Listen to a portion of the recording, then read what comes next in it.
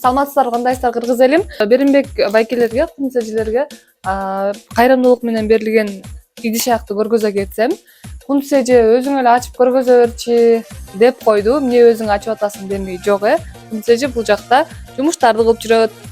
Анан мен көргөзүп коеюн деп чечтим. Негизи кече күнү эле алып келген болчу, анан кече күнү бошобой калып, мен кунсежени күтүп бүгүн тарталы десем, бүгүн деле өзүң эле көргөзөр дегенден тартып жатам. Таласта жашагандар билесиздер, бизде Асманай деген идиш саткан магазин бар. Ошол Асманай магазинин бердим, мына сыртында да жазылып турат. Өздөрү жазган, ушу идиш аяк менен жардам берейли дедик эле деп, анан барсак ушундай кылып сонун кылып дайындап коюптур. Тең тойго буйруса бардыгы жапчаңы, чайниктер, ушундай чай пиалалары, шорпого пиалкалар, тамак ичкенге чоң пиалкалар, чоң керсен пиалка. 12 штуктан да аткан, адашпасам.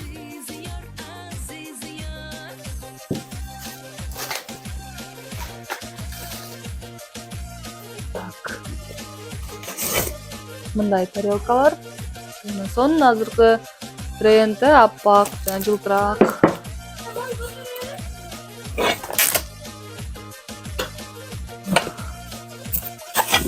Өздөрү да видео тартып койгон экен буну салганча. Ал видео менен да бөлүшүп коем, анткени бул жерден жакшы көрүнбөй атат окшойт.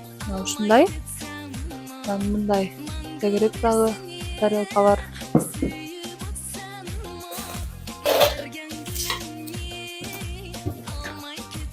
Чуңкурураак дагы ушундай сонун тарелка.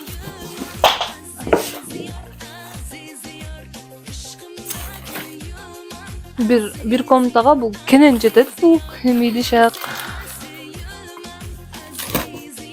Сонун болду, караңыздарчы. Мындай да тарелка, чоңураак. Мындан дагы ушунча количество. Ушунча идиш аяк.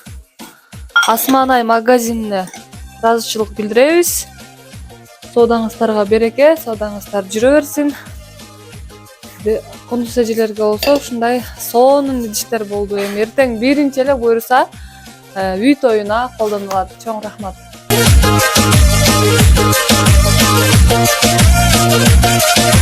Kalbimga meni dağlar sanma.